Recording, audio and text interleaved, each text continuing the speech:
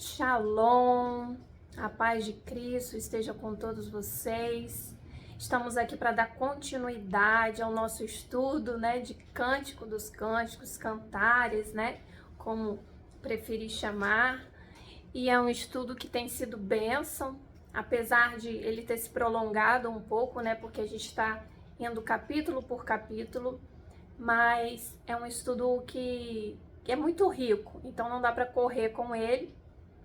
E hoje eu quero falar com vocês do capítulo 5. Nós estamos já no capítulo 5 de Cantares e ele, abre o seu tema, abre o capítulo com o seguinte versículo. Lá em Cantares 5:1 você vai encontrar assim: Já entrei no meu jardim, minha irmã, minha esposa, colhi a minha mirra com a minha especiaria.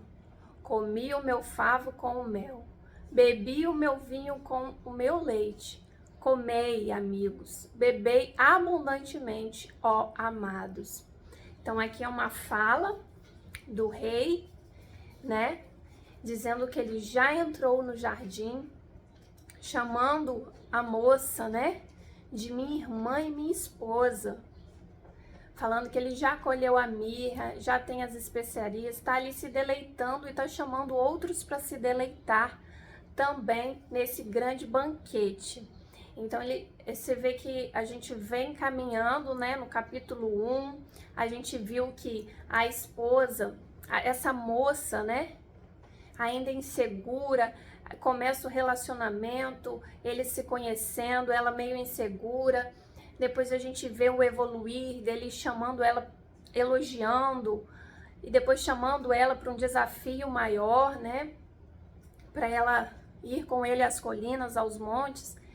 E ela ainda é insegura, com medo, mas depois a gente vê ela evoluindo no seu amor por ele e na sua obediência. Então a gente vê o amadurecimento de uma moça virar esposa. Então é assim a igreja, nós entendemos que essa moça representa a igreja como um todo, também representa, no caso, primeiramente, Israel, que precisa também passar por todo esse processo histórico que a gente já vem acompanhando, e a moça aqui de pretendente, talvez, ela se torna muito amada e se torna então a esposa, mais amadurecida. Então a gente vê esse amadurecimento e acompanha essa história no decorrer dos capítulos. Aí a gente tem um resumo de 5 atividades de Jesus no Cânticos 5:1. Primeiro, ele reúne a mirra. Segundo, ele come favo de mel, bebidas, e então ele oferece a ela uma festa para os outros participar. E ela entra em seu jardim e se aproxima dela. Ele reúne a sua mirra com a especiaria, usa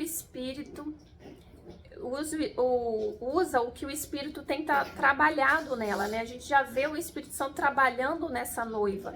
Então ele usa isso e ele come a sua favo de mel com mel. Festas, simbolizando ali uma festa no fruto da sua maturidade. Ele bebe seu vinho com leite. Isso comemora a sua maturidade e está encantado por ela. Ele convida seus amigos para comer. E o que isso quer dizer? Que quer que a igreja aproveite a fertilidade dos crentes maduros. Então tudo ali que é citado, tem um símbolo, a festa, o que é utilizado ali. A gente já viu esses símbolos no decorrer do livro, então não vou me delongar repetindo os significados, mas ele vê ali todos esses símbolos representando ali um banquete, onde ele se alegra com a maturidade na noiva, ele deleita-se e chama todos para se deleitarem com essa maturidade que ela atingiu junto com ele. Jesus a capacita a abrir a porta, chamando seus 4 nomes, que descrevem as diferentes facetas da sua relação íntima com ele e que dá confiança em seu amor. E, em seguida, em Cânticos 5:2, e eis a voz do meu amado que está batendo. Abre-me, minha irmã, meu amor, pomba minha, imaculada minha. Então, a gente já viu os significados desses adjetivos que ele chama a noiva, né? Que a gente viu que minha irmã é uma identificação com a parte humana de Cristo, né? Que ele se identificou conosco na parte humana, ele se despiu, né, do seu esplendor, da sua glória e veio conosco morar, né, viver um tempo na terra como humano. Então, essa parte humana, ele mostrando essa parte humilde humana dele, então ele chama de minha irmã. Meu amor, relembrando o seu terno amor por ela, que é a motivação da graça, deve ser motivada por amor e gratidão, em vez de medo e julgamento. Então, o amor para com o noivo, para com Cristo, deve ser motivado, né, não por medo e julgamento. Nós devemos ter esse amor através mesmo da convivência, da intimidade com ele, um amor puro, né? Sem ser aquele amor que se aproxima, né? Que nem é amor, aquela coisa que se aproxima por medo, por insegurança. Então, nós devemos nos aproximar por esse amor que ele tem por nós e respondermos a esse amor com mais amor. Obediência baseada em afeto é o tipo mais forte de obediência, porque ela flui por experimentar a afeição de Jesus. É a obediência mais consistente, porque uma pessoa apaixonada vai suportar tudo por amor. Então, o amor, o afeto baseado na obediência, né? Essa obediência baseada no afeto e vice-versa, né? Isso vai trazer uma profundidade nesse relacionamento, que não pode ser motivado por coisas externas, por benefícios próprios, né, Lise? Fazendo bagunça? É uma obediência baseada no que ele é, e não no que ele pode dar, no que ele pode fazer, no que ele pode castigar, né? Muitas pessoas vão para a igreja mesmo por medo de castigo, por medo de ir para o inferno, e não por amor a Cristo. E não é esse amor que ele procura, não é esse relacionamento que ele procura, né? Minha pomba, né, que a gente já falou, que fala da unidade da mente, lealdade, que o espírito é retratado como uma pomba. A pomba não procura outro companheiro quando seu parceiro morre. Eles são conhecidos por sua lealdade, né? E ela tem os olhos fixos, focado ali. A pomba, a gente já falou sobre isso também. E minha perfeita ou minha imaculada também se refere ao quê? A intenção de obedecer perfeitamente a Deus. Perfeito se refere a estar maduro. Ela tem obediência agora madura. Antes deste ensaio lá em Cantares, e depois em Cantares 6:9, Jesus se refere a ela como sua única perfeita, porque ela se recusa a qualquer outro compromisso que não seja ele. Então ela é imaculada. A igreja, a noiva de Cristo é imaculada, ela é perfeita para ele. Ah, mas o ser humano não é perfeito. Ah, mas eu não sou perfeito, eu ainda não atingi a santidade completa, né? A varonidade perfeita. Sim, nós não atingimos e continuaremos buscando isso até que ele venha. Mas a unidade do corpo, a noiva em si, todos esses que buscam o Senhor de todo o seu coração, em espírito e em verdade, eles são santificados e aperfeiçoados em Cristo, através do sacrifício dele, através do perdão e do sangue dele, da justiça dele nós somos santificados. Então, para ele nós somos perfeitos. Aos olhos deles nós somos a imaculada. E se nos apropriarmos disso, cada dia mais entregaremos um melhor perfume, uma melhor adoração a ele. E aí, em seguida, no versículo 3 ao 5, a noiva responde a Jesus em completa obediência. Preste atenção. Já despi a minha roupa, como a tornarei a vestir? Já lavei os meus pés, como os tornarei a sujar? O meu amado pôs a sua mão pela fresta da porta, e as minhas entranhas estremeceram por amor dele. E me levantei para abrir ao meu amado. E as minhas mãos gotejavam mirra, e os meus dedos mirra com doce aroma sobre as aldravas da fechadura. Então a noiva, a gente entende que ali o despir, né? Já despi a minha roupa, como a tornarei a vestir? O despir é porque nós estamos cobertos, como eu acabei de dizer, com um manto de justiça de Jesus. Ele nos cobre, ele cobre a nossa vergonha, ele nos deu um manto de justiça que é dele. Então, através dele, somos justificados. Quem olha para nós, vê o manto de Jesus sobre nós, a justiça dele sobre nós, não a nossa própria. Se olhar a nossa justiça própria, se tivermos nus, sem esse manto, vamos ser justificados pela nossa própria justiça. E a palavra diz, né, lá em Isaías 64:6, que a nossa justiça perante a Deus é como trapo de imundícia. Então, quem olha para nós vê esse manto, o inimigo das nossas almas, das nossas vidas, né, os espíritos malignos, veem o manto de justiça de Cristo que está sobre nós, não a nossa própria justiça, que é falha, que é, né, terrena, mas ele vê a justiça de Cristo em nós.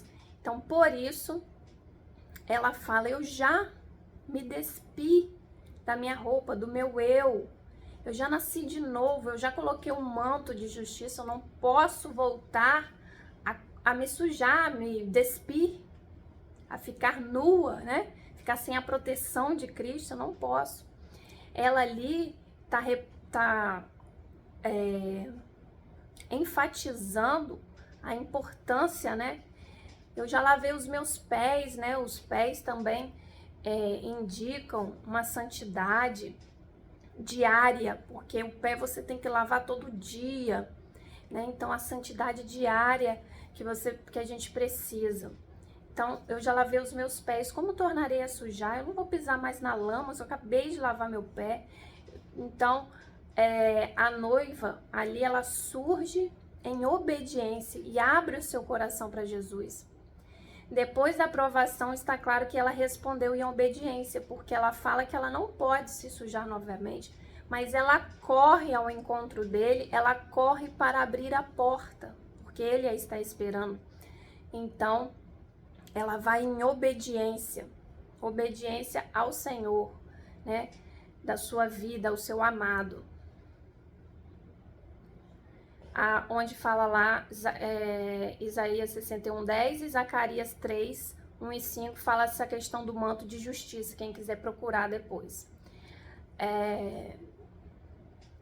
Porque me vestiu de roupas de salvação e cobriu-me com o manto da justiça. Isaías 61.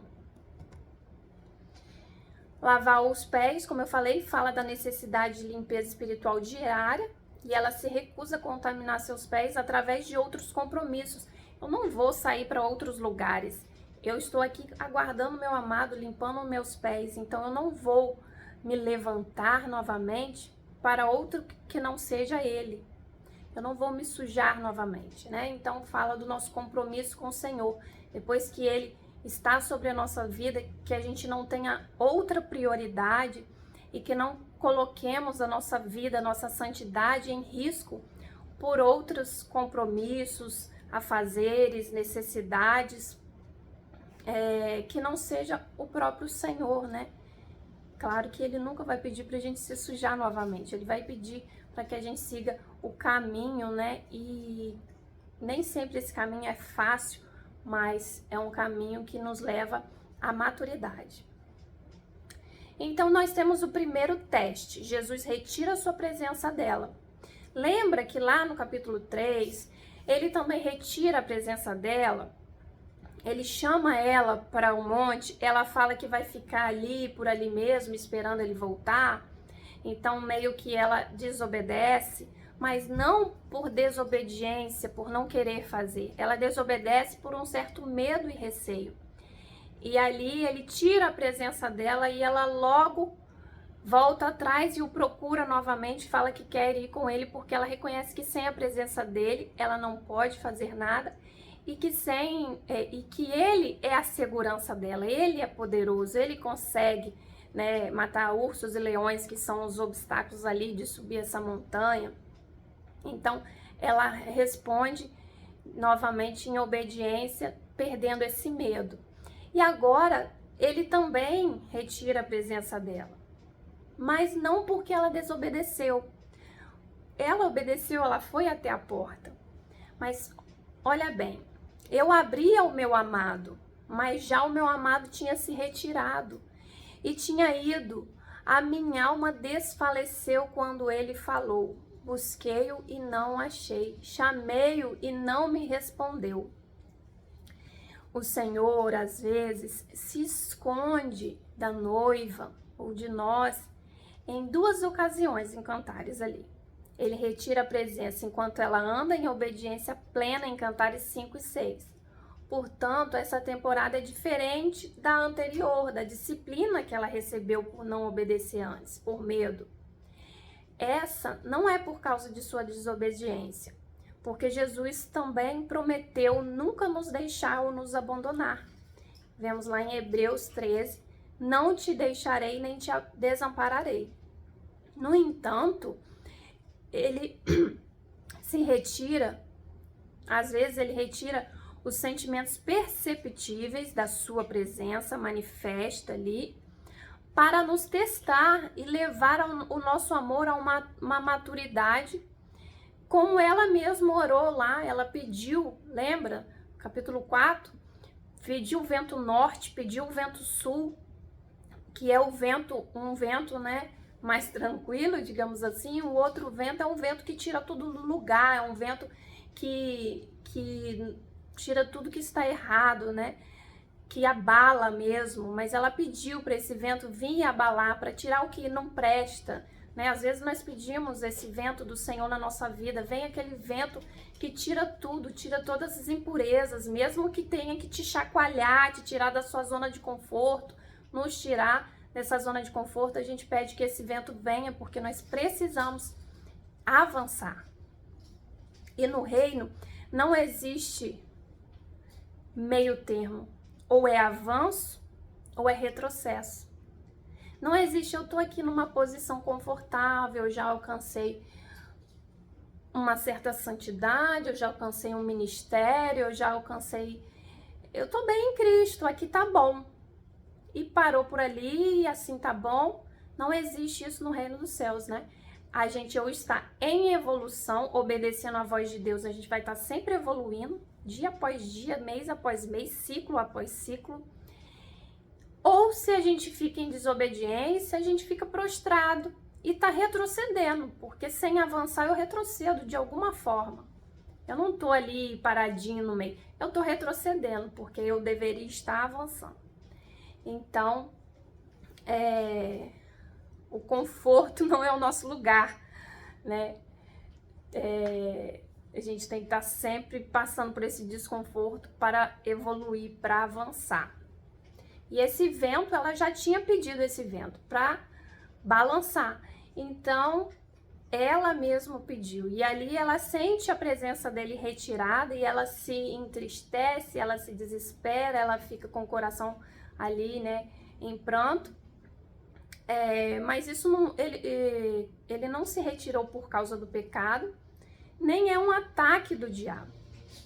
Deus às vezes esconde o seu rosto do obediente para extrair o desejo do seu coração por ele de uma forma superior, para que busquemos ele de uma forma superior, né? Então,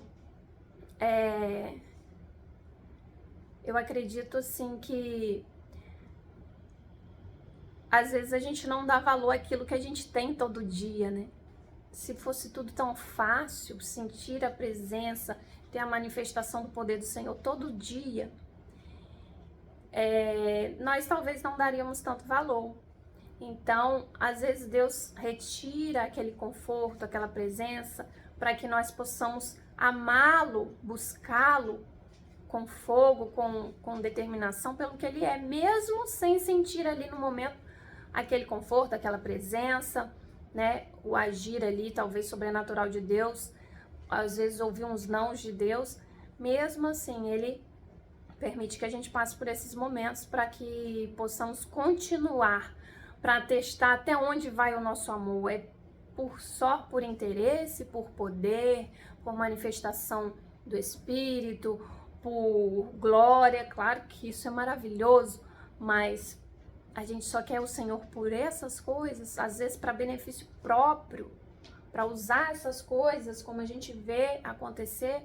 Muitos têm a unção, têm manifestação do poder de Deus e usam para benefício próprio. Então é para isso, ou nós estamos buscando ele por amor, pelo que ele é, né? Ou não pelo que ele pode dar. Então, muitas das vezes, quando o Senhor retira algumas coisas, quando o Senhor faz, a gente sente essa ausência, a gente fica se questionando, talvez, e quer retroceder, porque não tá tendo o que gostaria de ter, né? Não tá tendo retorno, ou não tá vendo.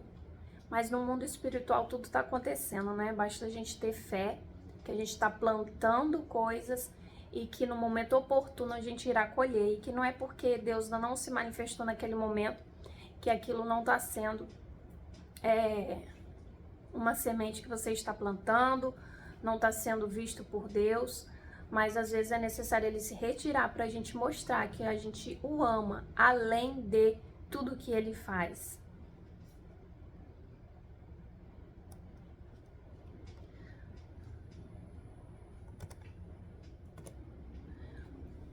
Jó, por exemplo, era um homem justo, né? Nós já estudamos o livro de Jó, e quando ele estava aflito, era um homem justo mesmo, né? Quando ele estava aflito, e em seguida ele estabeleceu uma intimidade com Deus muito mais profunda. Jó estava em pecado? Segundo a palavra, não, porque segundo a palavra o próprio Deus falou. E disse o Senhor a Satanás lá, em Jó 1:8. Observaste o meu servo Jó? Porque ninguém há nesta terra semelhante a ele, homem íntegro e reto, temente a Deus e que se desvia do mal. Então o Senhor não se retirou de Jó pelo pecado dele. Mas quando o Senhor se afasta, quando ocorre toda aquela história com Jó, a gente vê que ao final, né, Jó aprende muitas coisas, principalmente na área do orgulho. E ele declara: como ouvir dos meus ouvidos ouvi. Né? Antes eu conhecia de ouvir falar, algumas versões. Mas agora te vem aos meus olhos, mas agora eu vejo face a face, agora eu conheço, eu tenho intimidade, agora eu entendi, eu alcancei esse amor, essa intimidade verdadeira, não só uma religiosidade, não só um padrão de vida íntegro, honesto, porque isso seria para todos, não é só para o crente. Um padrão de vida íntegro, reto, é um padrão para todo ser humano. Até os padrões, as leis humanas, elas seguem, né, uma conduta. Mas a intimidade com o Senhor, essa sim, é para os que realmente querem um encontro com o Senhor, realmente são a noiva dele, né? Segundo teste é a perseguição e a rejeição que a noiva vai passar. Ela vai passar agora, então, por um segundo teste. Primeiro, ela tem a retirada da presença do Senhor. E segundo, ela tem a perseguição. Versículo 7. Acharam-me os guardas que rondavam pela cidade, espancaram-me, feriram-me, tiraram-me o manto, os guardas dos muros. Os guardas dos muros falam dos líderes ou autoridades espirituais que guardam as paredes da cidade de Deus para proteger seu povo. Eles a atacam e ferem. Eles a feriram porque ela tinha um relacionamento genuíno. Sempre quando você tem um relacionamento genuíno com o Senhor, íntimo, há aqueles que dizem ser e não são, aqueles que estão ali na religião, que estariam ali para proteger, né, os guardas, que muitas das vezes vão ter aquele zelo falso pelas coisas de Deus, eles vão atacar quem realmente tem um relacionamento íntimo. E a gente pode ver, né, vários testemunhos de pessoas que têm uma vida em Deus e que são perseguidas, são atacadas por próprias pessoas de dentro da igreja. Eles a feriram porque ela tinha um relacionamento genuíno. Um estranho pode publicar acusações contra você, mas só um amigo pode ferir você. Então, a ferida vem de quem está, né, por perto. Ser ferido por amigos faz parte do padrão de Deus, que até mesmo Jesus suportou, né? A gente vê que Jesus foi ferido, foi traído pelos seus próprios discípulos, né? Mais especificamente, muitos deixaram na caminhada, Judas o traiu, Pedro o abandonou, então a gente vê que geralmente é para quem está próximo, né? E isso vai acontecer e a gente tem que estar pronto para lidar com isso e também para perdoar e prosseguir, né? Os líderes, tirando o véu da noiva, né? Tiraram os guardas do muro, ela vai falar aqui que tiraram o véu, o manto, né? Fala de retirar sua cobertura espiritual, portanto, o seu lugar de função no corpo. Muitas das vezes, aquelas pessoas que estão em busca de intimidade com Deus vão até ser retiradas do seu lugar no corpo, né? Da sua função, do seu ministério ali, por esses guardas terríveis, né? Que não, estão guardando a religião e não o Senhor, né? Não a palavra, não a noiva. Então, a gente tem que estar preparado e não é fácil, né? Falar é fácil, mas na hora que vem, não é fácil, mas nós temos a palavra que nos ensina, né, a suportar, e nós temos o estudo que nos ensina, né, a entender tudo isso que vamos passar. E aí a noiva tem a sua resposta de humildade e amor, lá em Cantares 5:8. Conjuro-vos, ó filhas de Jerusalém, que se achardes o meu amado, lhes digais que estou enferma de amor. Ela está apaixonada por Jesus, em vez de se entristecer com ele por permitir esse teste duplo. Ela ainda a chama, né, as filhas de Jerusalém, que a gente já viu o significado, chama para ajudar, né? Se achares o meu amado, ela ainda está apaixonada à procura. Ela não está triste com ele porque ele não está ali ou porque ele está atestando. A questão é se ela vai obedecer a Jesus sem sentir a sua presença e quando as circunstâncias são difíceis. Será que ela busca a Deus em primeiro lugar para o conforto dela ou ela vai obedecer a Deus por seu amor? O Senhor anseia por um povo que irá obedecê-lo independente do que está acontecendo em suas vidas, como a gente já falou. E a gente vai ver 7 crises da noiva em Cantares. A crise do pecado, lá em Cantares 1. A crise do medo, em Cantares 2, a crise da disciplina divina, em Cantares 3, a crise da total obediência, em Cantares 4, a crise da retirada divina, em Cantares 5, e a crise da rejeição da igreja, também em Cantares 5, 7, e a crise da perseguição e divisão, em Cantares 6, 13. Então, ela passa por todas essa crise, a noiva e nós como seres humanos, cristãos, que pertencemos à noiva, né, fazemos parte, também vamos passar individualmente por todos esses processos, né?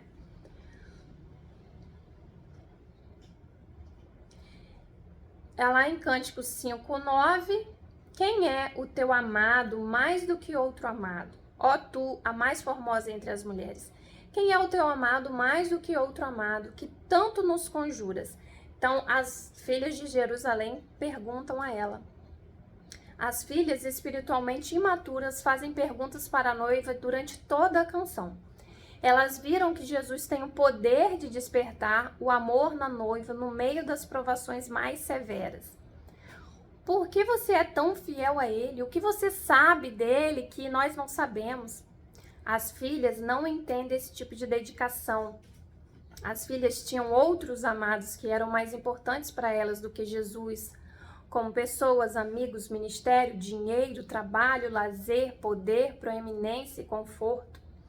Então, assim, é o mundo, né? O mundo pergunta, para que você segue tanto Jesus? Você está tão religiosa, digamos assim.